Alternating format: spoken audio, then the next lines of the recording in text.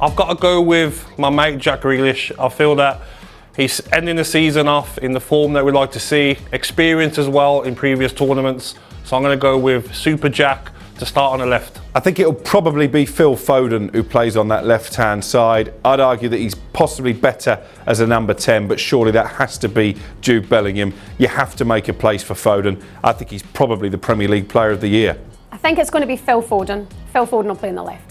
Oh, Phil Foden plays on the left for England. It could well be man of the moment, young Cole Palmer. And I do hope we see Palmer out there. England, spot for choice, not only on the left, but in so many other areas as well. I've settled on Foden to play on the left, but I've got it in my mind, I'm envisioning a little free roll for him so he can kind of come inside. It's not strictly a left wing. For me on the left's got to be Phil Foden.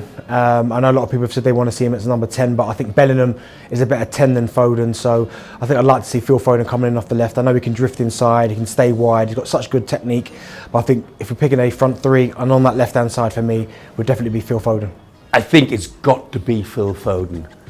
Don't think he's shown his Manchester City form in an England shirt as yet, but surely it's just a matter of time. Listen, I love seeing home nations in major competitions, but I think you look at their squad and the strength and depth, certainly in other teams in their group, I think they're really going to struggle. So, listen, I think it's been an achievement them making it to the major tournament, but I can't see them getting out of their group. Scotland won't ever get a better chance to finally make it out of the group at a major tournament, but in true Scottish style, I think it'll be glorious failure again. I think they'll be one of the first teams on the plane home. Scotland get out of the group at the Euros, and we'll take that. Progress is happiness, people. Okay, they could be coming home early. Okay, that first game's tough against Germany. I think they're coming home after the group stage. Home before the postcards. Scotland in a major finals. I think they'll do all right. They opened the tournament against Germany. Of course, Switzerland, Hungary. They're beatable. Scotland will do okay. I think Scotland could surprise a few in terms of getting out of the group. However, I do see an early knockout round exit. Is Coisty listening to this? I think that they will get through the group stage, and I think that's an achievement for them as well. I don't mean to be condescending. Tough opening game against Germany, but I expect them to go through, maybe at the expense of Hungary. You've got to think in central midfield. Declan Rice, a certain starter. Jude Bellingham, a certain starter. Who else is in there? Cole Palmer? Maybe. Conor Gallagher? Maybe. Again, England powerful in that area. Jude Bellingham plays as a number 10. Declan Rice plays as a box-to-box. Kobbie Mainoo starts as the holding midfielder for England.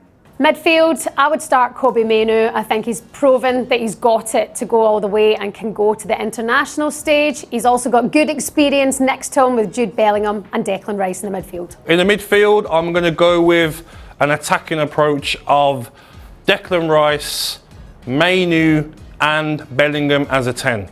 And I'd make a spot for Kobbie Mainoo as well. I think this boy is a serious generational talent. Get him in the team, Gareth. I'm going to say Kobbie Mainoo. I think he's going to complement. He's going to be the final ingredient of that midfield. And I'm going to play Bellingham in the 10. If it were my opinion, I'd probably go with Trent Alexander-Arnold. I think he's a fantastic passer of the ball. Is a little bit in between. As long as I don't see two holders in there, I'll be happy. I'm going to say Germany. They've got quite a few good players. I'm thinking Wirtz, Gundogan, Havertz coming into form now. I'm looking forward to seeing Germany, see what they've got in the tank. The French, Mbappe, he was incredible in Qatar, watching his pace.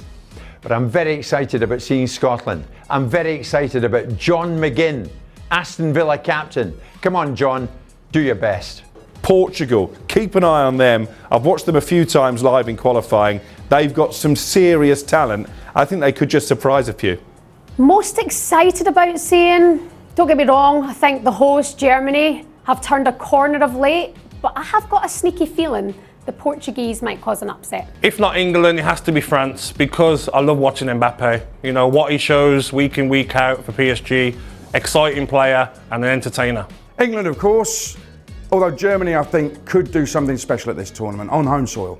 I'd say it's probably Germany, just because they've struggled so badly in the last couple of major tournaments. But all of a sudden, just before a major tournament in their home country, they're starting to put a few results together. They beat France recently, beat the Netherlands recently. So I think with Germany, maybe outside bet for certainly getting to a final. So I'm excited to see how Germany get on. Yeah, I'm very excited to see some players, especially the French team, but as well English team. And I'm wondering about Bellingham. I'm looking forward to seeing Portugal. They have some fantastic footballers, and their manager, Roberto Martinez, he loves playing attacking games. I'd like to think they'll go all the way. I think they have to reach the final for Gareth Southgate to stay. I feel like it's going to be a quarter-final or semi-final exit. I feel like the pressure might be a bit too much on the boys.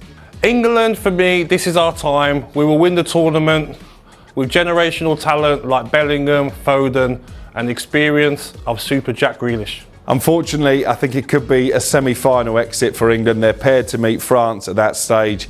I just don't trust Gareth Southgate to get them over the line against that calibre of opponent. England, with heart and head, are going to go all the way and win the damn thing. They could well do. And I have to say, and it pains me to say it, yeah, I would not be surprised if England end up winning the Euros. I might have to hide for a bit. But anyway, that's by the by. England can win it. I think England can go all the way in the Euros. It'll be difficult. Minimum requirement, I think, it's got to be to the get to the semi-final. Grant Hanley. Probably the player I'm most excited to see at the tournament would be, I think, Kylian Mbappe. I think he's probably the one that everybody is excited to see. I think he's been outstanding this season for PSG in the Champions League and domestically as well. I'm going to say Cristiano Ronaldo. If he plays for Portugal, this could be his last hurrah. Could be a big one. Billy Gilmore. Now there you go. That's more like it. Billy, have a great Euros. Kylian Mbappe, I cannot wait to see him at the Euros. Can't wait to beat him as well. It has to be Bellingham. The mature head on this guy's young shoulders is absolutely extraordinary. I was over in Madrid recently and the fans there were telling me they've forgotten all about Karim Benzema, and that's simply thanks to Bellingham. He's a superstar. The most exciting player I am looking forward to seeing in the tournament is Bellingham, because he looks like a generational talent who wants to make things happen. He doesn't care about shouting at the older players. He's the man to bring the tournament home. Ollie Watkins should be found a place to start in the England team. I think England would have had more of a chance of taking advantage of this generational talented team if they changed the manager before the tournament. My unpopular opinion, at the ripe old age of 32, I feel like Jordan Pickford is the best England goalkeeper in my lifetime. I think Scotland will emerge as a team that surprises many. And for that reason, I take Scotland to get out their group and progress at the Euros in Germany. The one thing that could potentially derail England might be the manager in terms of maybe being a bit too cautious. Don't get me wrong, what he's done for England has been fantastic, but for a major tournament, I think if you had someone like a Jose Mourinho, for instance, for a one-off tournament, I think he knows how to win cup competition. So, An unpopular opinion about the Euros? There are too many teams. I remember the years there were only 8 sides taking part in the Euros. I think we'll get too many mismatches. Scotland to the final.